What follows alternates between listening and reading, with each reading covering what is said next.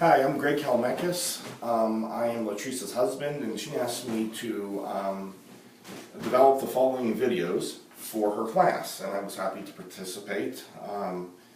This is probably a passion of mine, is looking at policies and doing outreach myself and volunteering time.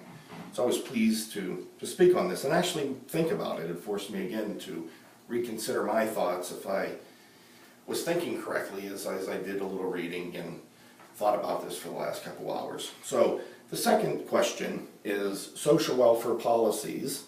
It says identify social welfare policies that are in dire need of reform, state, national, and global perspective. Analyze the impact of these implemented in public social policies. I found this question very troublesome. When you start looking at single policies or programs, you're looking at symptoms. You're not looking at a systematic problem. So if I would pick Section 8, or if I would pick Medicaid or Medicare, I'm picking a systematic, I'm not looking at the systematic problem, I'm looking at a symptom. And I truly believe if we were to look at the system more holistically and not symptoms of a problem, we would actually get to the root cause. Okay, so we're never talking about the root cause. We're arguing in a political structure about specific programs that this question highlights or actually will expose for me.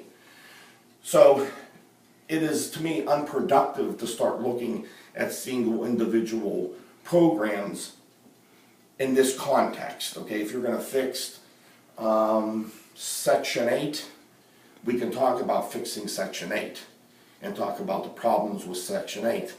But this truly is a systematic problem of how we redistribute monies for social programs. The monies go to middle income, upper middle income, and rich people. 96% of people get social money, social program money, and it doesn't flow down to the most needy people of the world, of the United States. And that's the political structure we have set up. So the question isn't in the individual programs, again, the symptoms. It has to be thought of more holistically and talk about it systematically. And why is that poor people don't get the money that they need or the chances that they need? And socially, why doesn't that happen? And who are those people generally?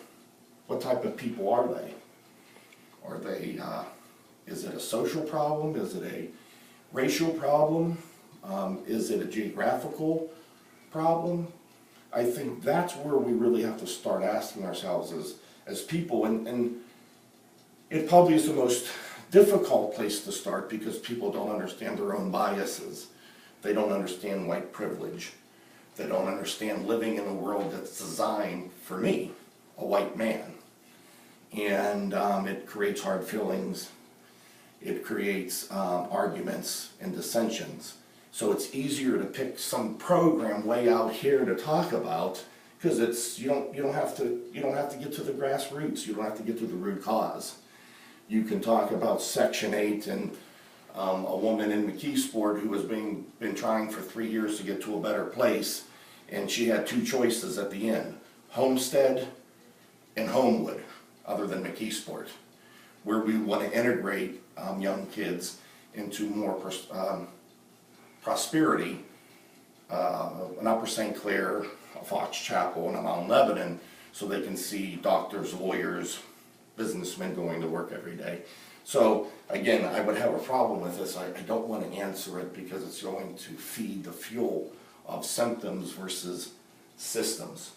As much as I would love to talk about my views on Medicare and Medicaid and WIC and Section 8, I won't, because I won't feed into the problem, which I think answering those specifically would. Thanks. Keep going. I'm good. That was only 10 seconds.